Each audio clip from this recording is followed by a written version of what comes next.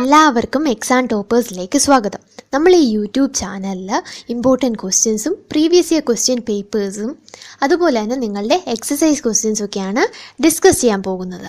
Okay, അപ്പം ഈ channel കണ്ടാൽ മാത്രം മതി നിങ്ങൾക്ക് എക്സാം ടോപ്പർ ആവാനായിട്ട്. കാരണം നിങ്ങൾക്ക് വേണ്ടിയ എല്ലാ ക്വസ്റ്റ്യൻസും previous year question papers workout ചെയ്തും അതുപോലെ തന്നെ ഇമ്പോർട്ടൻറ്റ് ക്വസ്റ്റ്യൻസ് ഒക്കെ നമ്മൾ റെഫർ ചെയ്താണ് ഈ വീഡിയോ ചെയ്യുന്നത്. അതുകൊണ്ട് തന്നെ ഈ ക്വസ്റ്റ്യൻ ആൻസേഴ്സ് മാത്രം മനസ്സിലാക്കി പഠിച്ചാൽ മാത്രം മതി നിങ്ങൾക്ക് എക്സാം ടോപ്പർ ആവാനായിട്ട്. അപ്പോൾ എക്സാം ടോപ്പർ ആവേണ്ട എല്ലാവരും ഈ എക്സാം ടോപ്പേഴ്സ് എന്നുള്ള ചാനൽ സബ്സ്ക്രൈബ് ചെയ്യുകയും ഇനി നമ്മളിടുന്ന വീഡിയോസൊക്കെ കാണുകയും ചെയ്യുക. Question number 1. What is an ecosystem? Answer. The system formed by the interaction of all living organisms with each other and with the physical and chemical factors of the environment in which they live, all linked by the transfer of energy and material is called an ecosystem. അപ്പോൾ ഇവിടെ ചോദിച്ചിരിക്കുന്നത് എന്താണ് ecosystem എന്നാണ്. Okay, ഈ എക്കോസിസ്റ്റത്തിൽ living organisms പരസ്പരം ഒരു living organism മറ്റൊരു living organism തമ്മിലുള്ള ഇൻട്രാക്ഷൻ, അതുപോലെ തന്നെ ഒരു ലിവിങ് ഓർഗാനിസവും അതിൻ്റെ ഫിസിക്കൽ ആൻഡ് കെമിക്കൽ ഫാക്ടേഴ്സുമായിട്ടുള്ള ഇൻട്രാക്ഷൻ, ഇതൊക്കെ കാരണം ഫോം ചെയ്യുന്നതാണ് ഈ എക്കോസിസ്റ്റം. ഈ എക്കോസിസ്റ്റത്തിൽ ട്രാൻസ്ഫർ ഓഫ് എനർജി മെറ്റീരിയൽസും എല്ലാം ലിങ്ക്ഡ് ആണ്. ഓക്കെ, അപ്പം ഒരു ലിവിങ് ഓർഗാനിസം മറ്റൊരു ലിവിങ് ഓർഗാനിസം ആയിട്ടുള്ള ഇൻട്രാക്ഷനും അതുപോലെ തന്നെ ഈ living organisms physical and chemical factors ആയിട്ടുള്ള ഇൻട്രാക്ഷൻ കാരണം ഉണ്ടാവുന്നതാണ് ecosystem. Second question, what do you mean by natural environment? എന്താണ് natural environment? The basic components and organisms that are naturally present in the environment without any human involvement like the land, water, air, plants and animals comprise the natural environment.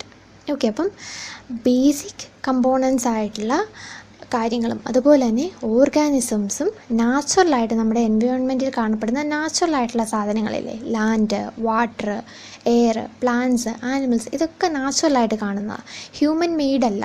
Okay, അപ്പോൾ ഹ്യൂമൻ്റെ involvement ഇല്ലാണ്ട് ഇങ്ങനെ നാച്ചുറലായിട്ട് നമ്മുടെ എൻവയോൺമെൻറ്റിൽ കാണുന്നതിനെയാണ് നമ്മൾ natural environment എന്ന് പറയുന്നത്. അതിൻ്റെ എക്സാമ്പിൾസാണ് land, water, air, plants, animals ഒക്കെ. Third question, which are the major components of the environment? ഏതൊക്കെയാണ് എൻവയോൺമെൻറ്റിൻ്റെ major components? Components of the environment include natural components, air, water, land and living things. Human-made components, buildings, parks, bridges, roads, monuments.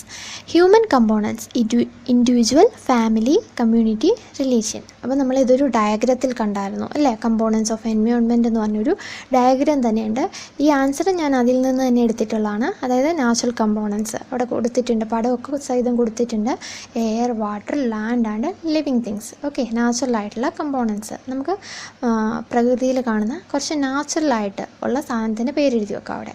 അടുത്ത human made components. നമുക്കറിയാം humans കാരണം ഉണ്ടാവുന്ന കുറേ components ആണ് ഇവിടെ പറയുന്നത്. ഹ്യൂമൻസ് നിർമ്മിക്കുന്ന കുറേ സാധനത്തിൻ്റെ പേരെഴുതാവുന്നതാണ്. Buildings, parks, bridges, roads, monuments, ഇതൊക്കെ ഹ്യൂമൻ ഉണ്ടാക്കുന്നതാണ്. ഓക്കെ, അപ്പോൾ മനുഷ്യരുണ്ടാക്കുന്ന കമ്പോണൻസ് ആണ് human made components.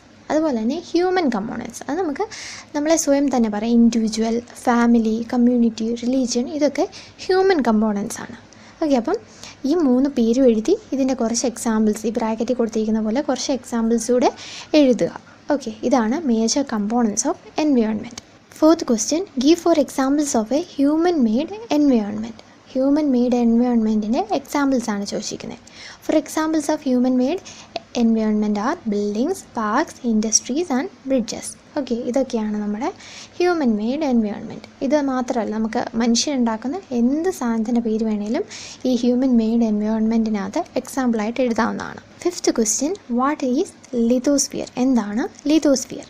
The solid crust of the hard top layer of the earth is called the lithosphere. സോളിഡായിട്ടുള്ള ക്രസ്റ്റ് അല്ലെങ്കിൽ നമ്മുടെ എർത്തിൻ്റെ ഹാർഡ് ടോപ്പ് മോസ്റ്റ് ലെയറിനെയാണ് നമ്മൾ ലിത്തോസ്ഫിയർ എന്ന് പറയുന്നത്. It is made up of rocks and minerals and is covered by a thin layer of soil. Okay, അതായത് റോക്സും മിനറൽസും ഒക്കെ കൊണ്ടാണ് ഇത് ഉണ്ടാക്കിയിരിക്കുന്നത്. അതുപോലെ തന്നെ ഇതൊരു തിൻ ലെയർ ഓഫ് സോയിൽ കൊണ്ട് കവർ ചെയ്തിരിക്കുകയാണ്. It is an irregular surface with various landforms like mountains, plateaus, plains, etc. അതൊരു ഇറഗുലർ ആയിട്ടുള്ള സർഫസ് ആണ്. അവിടെ നമുക്ക് various types of land forms കാണാൻ പറ്റും. മൗണ്ടെയ്ൻസ്, പ്ലേറ്റൂസ്, പ്ലെയിൻസ് തുടങ്ങിയ ഒരുപാട് ലാൻഡ് ഫോംസും കാണാൻ പറ്റും. ഓക്കെ, അപ്പോൾ ഇതാണ് ലിതോസ്ഫിയർ എന്താണ് എന്ന് ചോദിച്ചാൽ എഴുതേണ്ടത്. ലിതോസ്ഫിയർ ഒരു solid crystal hard top layer of എർത്താണ്. അത് റോക്സും മിനറൽസും ഒക്കെ കൊണ്ടുണ്ടാക്കിയിരിക്കുകയാണ്. ഒരു തിൻ ലെയർ ഓഫ് സോയിൽ കൊണ്ട് അതിനെ കവർ ചെയ്തിരിക്കുന്നു. അതുപോലെ തന്നെ ഈ ലിതോസ്ഫിയർ ഇറഗുലർ ആയിട്ടുള്ള ഒരു സർഫസ് ആണ്. വേരിയസ് ലാൻഡ് ഫോംസ് നമുക്ക് ലിതോസ്ഫിയറിൽ കാണാൻ പറ്റും. മൗണ്ടെയ്ൻസും പ്ലേറ്റൂസും പ്ലെയിൻസും ഒക്കെ. 6th question, which are the two major components of the biotic environment? Plants and animals are the two major components of the biotic environment. അപ്പം ബയോട്ടിക് എൻവയോൺമെൻറ്റിൻ്റെ 2 മേജർ കമ്പോണൻസ് ഏതൊക്കെയാണെന്നാണ് ചോദിച്ചിരിക്കുന്നത്. നമുക്കറിയാം biotic എന്ന് പറഞ്ഞാൽ living organisms ആണുള്ളത്. അപ്പം നമുക്ക് എന്തായാലും പ്ലാന്റ്സും ആനിമൽസും ഇല്ലേ ആൻസർ എഴുതാൻ പറ്റും. വളരെ ഈസി ആയിട്ടുള്ളൊരു ക്വസ്റ്റ്യനായത്.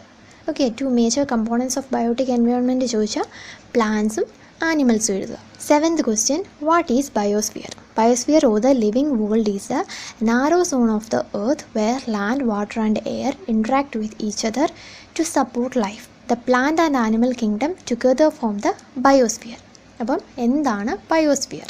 ബയോസ്ഫിയർ എന്ന് പറഞ്ഞാൽ അതൊരു നാരോ സോൺ ഓഫ് എർത്താണ്. ഓക്കെ, അവിടെ ലാൻഡ് ഉണ്ട്, വാട്ടർ ഉണ്ട്, എയർ ഉണ്ട്. ഇതെല്ലാം കൂടെ ഇൻട്രാക്റ്റ് ചെയ്യും. എന്തിനു വേണ്ടിയിട്ട്? നമ്മുടെ ലൈഫിനെ സപ്പോർട്ട് ചെയ്യാൻ വേണ്ടിയിട്ട്. അതുപോലെ തന്നെ ഇവിടെ ആനിമൽ കിങ്ഡവും പ്ലാന്റ് കിങ്ഡവും ഒരുമിച്ച് കാണാൻ പറ്റും അല്ലേ? ഇത് രണ്ടും കൂടി ഒരുമിച്ച് ചേർന്നാണ് ബയോസ്ഫിയർ ഉണ്ടാകുന്നത്. നമ്മൾ ഡയഗ്രത്തിൽ കണ്ടായിരുന്നു മറ്റേ ലിതോസ്ഫിയറും അറ്റ്മോസ്ഫിയറും അതുപോലെ തന്നെ നമ്മുടെ ഹൈഡ്രോസ്ഫിയറും ഒക്കെ ചേരുന്നതാണ് ഈ ബയോസ്ഫിയർ. ഓക്കെ, ഈ ലാൻഡും വാട്ടറും എയറും ഒക്കെ കൂടി ഇൻട്രാക്ട് ചെയ്ത് നമ്മുടെ ലൈഫിനെ സപ്പോർട്ട് ചെയ്യാൻ വേണ്ടിയിട്ട് ഇതെല്ലാം കൂടി ഇൻട്രാക്ട് ചെയ്യുന്നതിനെയാണ് നമ്മൾ ബയോസ്ഫിയർ എന്ന് പറയുന്നത്. ഇവിടെ പ്ലാന്റ് കിങ്ഡവും ആനിമൽ കിങ്ഡവും കൂടി ഒരുമിച്ചാണ് ബയോസ്ഫിയറിനെ ഫോം ചെയ്തിരിക്കുന്നത്. Okay, tick the correct answer. Okay, തന്നിരിക്കുന്നതിൽ കറക്റ്റായിട്ടുള്ള ആൻസർ നമ്മൾ ടിക്ക് ചെയ്യുക. Which is not a natural ecosystem? Desert, aquarium, forest. ഇതിലേതാണ് നാച്ചുറൽ എക്കോസിസ്റ്റം അല്ലാത്തത്? അതായത് നമ്മൾ ഹ്യൂമൻസ് ഉണ്ടാക്കുന്നത്. ഓക്കെ, ഇതിൽ ഡെസേർട്ടും ഫോറസ്റ്റും എന്തായാലും നാച്ചുറൽ ആയിട്ടുള്ളതാണ്. നമുക്ക് മനുഷ്യർക്ക് എന്തായാലും ഉണ്ടാക്കാൻ പറ്റില്ല. അപ്പോൾ ആൻസർ ഏതാണ്? Aquarium. Which is not a component of human environment? ഇതിലേതാണ് ഹ്യൂമൻ എൻവയോൺമെൻറ്റിൻ്റെ കമ്പോണൻസ് അല്ലാത്തത്? നമ്മളിപ്പോൾ ക്വസ്റ്റ്യൻ ആൻസേഴ്സിനകത്ത് കമ്പോണൻസ് ഓഫ് എൻവയോൺമെൻറ്റ് പഠിച്ചപ്പം ഹ്യൂമൻ എൻവയോൺമെൻറ്റ് പഠിച്ചായിരുന്നു അല്ലേ? അപ്പോൾ ഇവിടെ ഓപ്ഷൻസ് വന്നിരിക്കുന്നത് ലാൻഡ്, റിലീജിയൻ, കമ്മ്യൂണിറ്റിയാണ്. ഇതിലേതാണ് ഹ്യൂമൻ എൻവയോൺമെൻറ്റ് അല്ലാത്തത്? യെസ്, ലാൻഡാണ്. ലാൻഡ് എന്താണ്? നാച്ചുറൽ കമ്പോണൻറ്റ് ഓഫ് എൻവയോൺമെൻറ്റ് ആണ് അല്ലേ? അപ്പം ഹ്യൂമൻ എൻവയോൺമെൻറ്റിനകത്തില്ലാത്തതാണ് ഈ ലാൻഡ്. ഓക്കെ, റിലീജിയനും കമ്മ്യൂണിറ്റിയും ഒക്കെ ഹ്യൂമൻ എൻവയോൺമെൻ്റ് ആണ്. അപ്പം answer land. Next question, which is a human made environment? Mountain, sea, road. ഇതിലേതാണ് ഹ്യൂമൻസിനാൽ ഉണ്ടായ എൻവയോൺമെൻറ്റ് എന്നാണ് ചോദിച്ചിരിക്കുന്നത്. അപ്പം നമുക്കറിയാം മൗണ്ടെയിൻസും സീയും ഒക്കെ നാച്ചുറലി കാണപ്പെടുന്ന നാച്ചുറൽ എൻവയോൺമെൻ്റ് ആണ് അല്ലേ? അപ്പം റോഡാണ് human made environment. Next question, which is a threat to environment? Growing plant, growing population, growing crops. ഇതിലേതാണ് നമ്മുടെ എൻവയോൺമെൻറ്റിനൊരു ഭീഷണിയായി വരുന്നത്? ഓക്കെ, ഒരു ത്രെട്ട് ആയി വരുന്നത് ഏതാണെന്നാണ് ചോദിച്ചിരിക്കുന്നത്. Answer growing population. നമുക്കറിയാം പോപ്പുലേഷൻ കൂടുന്നതനുസരിച്ച് നമ്മുടെ ആവശ്യങ്ങളും കൂടും. അതിനനുസരിച്ച് നമ്മൾ പ്രകൃതിയിൽ ഓരോരോ മാറ്റങ്ങൾ കൊണ്ടുവരുന്നു അല്ലേ? ഒരുപാട് ബിൽഡിങ്സ് പണിയുന്നു, അതുപോലെ തന്നെ വെഹിക്കിൾസൊക്കെ വരുന്നു, ഇൻഡസ്ട്രീസ് പണിയുന്നു. അപ്പോൾ ഇങ്ങനെയൊക്കെ നമ്മൾ പ്രകൃതിയെ നശിപ്പിച്ചുകൊണ്ടിരിക്കുന്നു. അപ്പോൾ അതുകൊണ്ട് തന്നെ പ്രകൃതിക്കൊരു ത്രെട്ടായിട്ടുള്ളത് എന്താണെന്ന് ചോദിച്ചാൽ അത് ഗ്രോയിങ് പോപ്പുലേഷനാണ്. Next one, match the following. Okay, ഇതാണ് ആൻസേഴ്സ്. ബയോസ്ഫിയർ എന്ന് പറയുന്നത് ഒരു narrow zone where the land, water and the air interact അല്ലേ? നമുക്കറിയാം ബയോസ്ഫിയറിൻ്റെ ഡെഫിനിഷൻ നമ്മൾ പഠിച്ചതാണ്. അപ്പം ബയോസ്ഫിയറിൻ്റെ മാച്ച് ചെയ്യേണ്ടത് narrow zone where the land, water and the air interact. അടുത്തത് അറ്റ്മോസ്ഫിയർ. അറ്റ്മോസ്ഫിയർ എന്ന് പറയുന്നത് ഒരു blanket of air which surrounds the earth. Okay, എർത്തിനെ സറൗണ്ട് ചെയ്യുന്ന ഒരു ബ്ലാങ്കറ്റ് ഓഫ് എയർ ആണ് അറ്റ്മോസ്ഫിയർ. ഇത് നമ്മൾ ഡെഫിനിഷനിൽ പഠിക്കുന്നതാണ്. അടുത്ത ഹൈഡ്രോസ്ഫിയർ, അത് ഡൊമെയിൻ ഓഫ് വാട്ടർ. അടുത്ത എൻവയോൺമെൻറ്റ് എന്ന് വെച്ചാൽ നമ്മുടെ സറൗണ്ടിങ്സ്, അവർ സറൗണ്ടിങ്സ്. ഓക്കെ, അപ്പോൾ ഇതൊക്കെയാണ് answers. Give reasons. Man modifies his environment. Man modifies his environment to fulfill his basic needs as it is the basic life support system. He builds houses to live in and industries to work in, which modifies the environment and also its mineral wealth. Humans have used the resources for their own development, disturbing the ecological system and animal habitats. അപ്പം ഇവിടുത്തെ ഒരു question ചോദിച്ചിരിക്കുന്നത് മാൻ modifies his environment. അതിന് reason കൊടുക്കാനാണ്. മനുഷ്യൻ എന്തിനാണ് അവരുടെ എൻവയോൺമെൻറ്റിനെ modify ചെയ്യുന്നത്? ഓക്കെ, അത് ആണ് ഇവിടെ ചോദിച്ചിരിക്കുന്നത്. അതിൻ്റെ റീസൺസ് ആണ് ചോദിച്ചിരിക്കുന്നത്. ആൻസർ: മനുഷ്യൻ എൻവയോൺമെൻറ്റിനെ മോഡിഫൈ ചെയ്യുന്നത് അവരുടെ നീഡ്സ്, ആവശ്യങ്ങൾ ഫുൾഫിൽ ചെയ്യാൻ വേണ്ടിയിട്ടാണ്. ഓക്കെ, നമ്മുടെ ആവശ്യങ്ങൾ ഫുൾഫിൽ ചെയ്യാൻ വേണ്ടിയിട്ടാണ് നമ്മൾ എൻവയോൺമെൻറ്റിനെ മോഡിഫൈ ചെയ്യുന്നത്. ഓക്കെ, നമ്മൾ വീടുകൾ പണിയുന്നു, അതുപോലെ തന്നെ ഇൻഡസ്ട്രീസൊക്കെ പണിയുന്നു. ഓക്കെ, ഇതൊക്കെ എന്തിനു വേണ്ടിയിട്ടാണ്? നമ്മുടെ വളർന്നു വരുന്ന ആവശ്യങ്ങൾക്ക് വേണ്ടിയിട്ടാണ് നമ്മൾ ഹൗസ് പണിയുന്നതും അതുപോലെ ഇൻഡസ്ട്രീസ് പണിയുന്നതും ഒക്കെ. അതുപോലെ തന്നെ നമ്മൾ മനുഷ്യർ ഈ റിസോഴ്സസൊക്കെ യൂസ് ചെയ്ത് നമുക്ക് ഒരുപാട് ഡെവലപ്മെൻറ്റ്സ് കൊണ്ടുവരുന്നുണ്ട്.